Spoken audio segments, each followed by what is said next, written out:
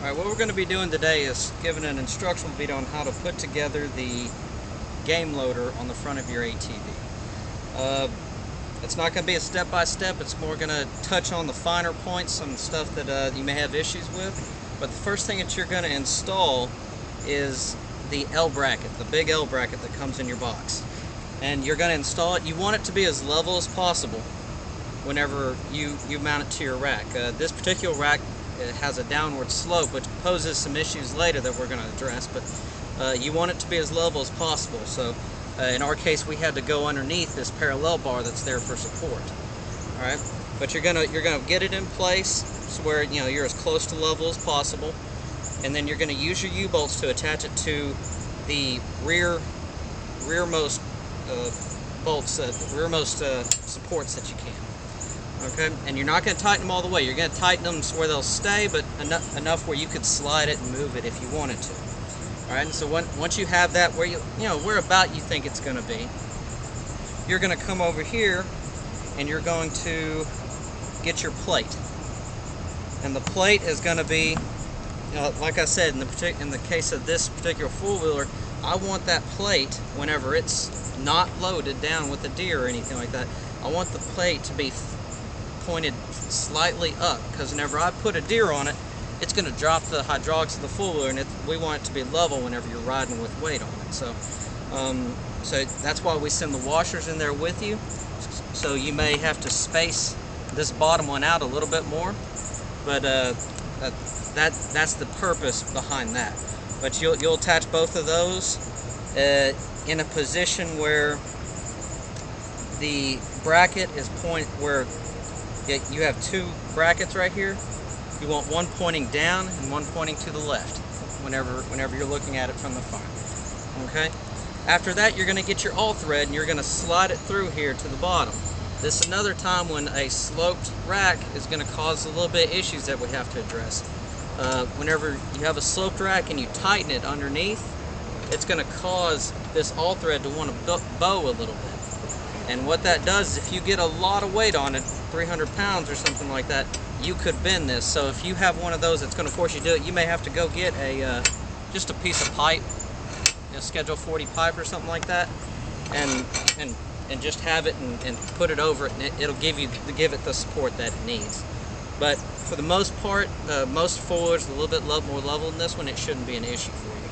But you want to tighten it underneath so where it takes most of the pressure off the front of your rack, so where it's at least evenly distributed. Okay. But after you have those on, you're still not sure exactly where this is going to be yet. But you're going to come over here and you're going to get the cradle, and you're going to screw it on just like you would screw on a bolt. And you want to make sure, and this is where you're going to get the final adjustment on this, you want to make sure as you're doing this that at its innermost point, it's going to stop right here. So I'm going to come back to the next time it'll be pointing straight up. So this is my set. And so I want to make sure whenever I go down here that I'm not going to hit anything. And so I would move the whole thing forwards or backwards to get it semi-close to that. I don't want it just right up on it, but that way you know that you can go ahead and tighten all this down and it'll be finalized. Okay? I'm going to straighten the cradle out, and I'm going to do the large pin. The way the large pin works is I'm going to stick it through here, and I'm going to put this spring in between there, and I'm going to thread it the rest of the way through. Okay? Alright, and then I'm going to find the little pinhole right there, and I'm going to stick my pin through.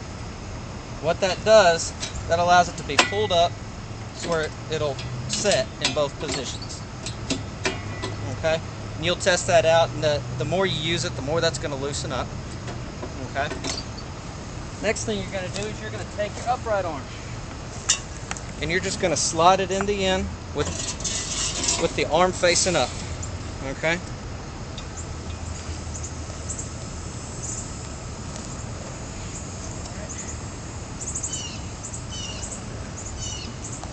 Okay, and this particular model doesn't have it, but it's going to work the same way that this pin does.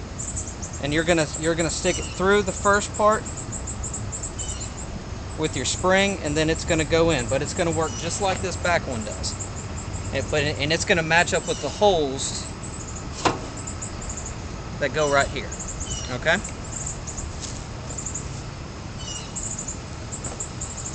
But once I have that in, I'm going to tilt it up, because the rest of this is going to be a lot easier with that tilted up.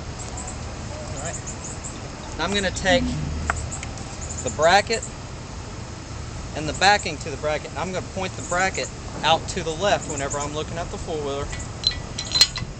And I want it at a height that's going to work for me, because you know everyone's different sizes, so you want a height so whenever you're using this winch that it's easy for you to get to it and it's down workable for you. Okay? Let me go ahead and pass this.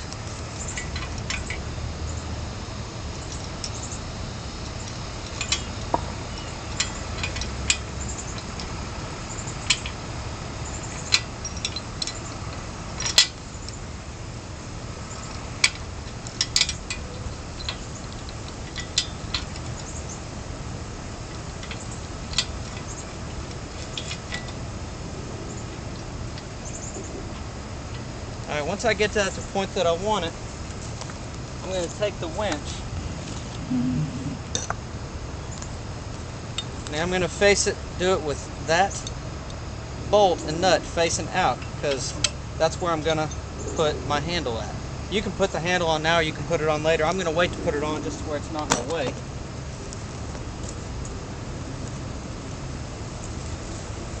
But the key thing here to set it is this back one. There's two holes. There's one in the front and then there's one in the back. The back one, you can just drop your bolt in and push it through, and then hold it on with a nut.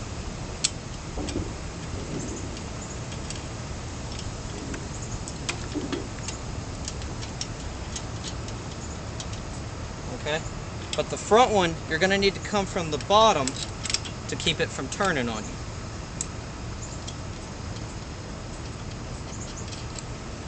But that's the main thing with that. The front one needs to go from the bottom, the back one needs to go from the top. And if you do that, you won't need a tool to hold one side of it, because these are carriage bolts.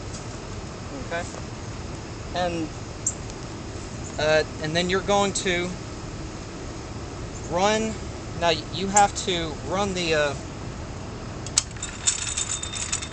run your strap through here before you put your rollers in, because of the size of the hook. The rollers are simple. Rollers are just going to go, you're going to start it, then go through two of these plastic rollers.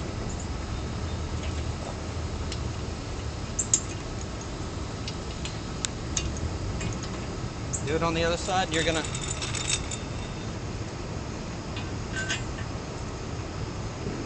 do that on the front and back and tighten them. Now the main thing here, whenever you tighten these bolts, don't tighten them so much that it won't allow the rollers to roll. You want to leave them just loose enough so where these rollers will still roll how they're supposed to. But besides that, once you get to that point, you winch your stuff up, you tighten everything down, it's ready to go. There's nothing else you have to do from that point. And enjoy it.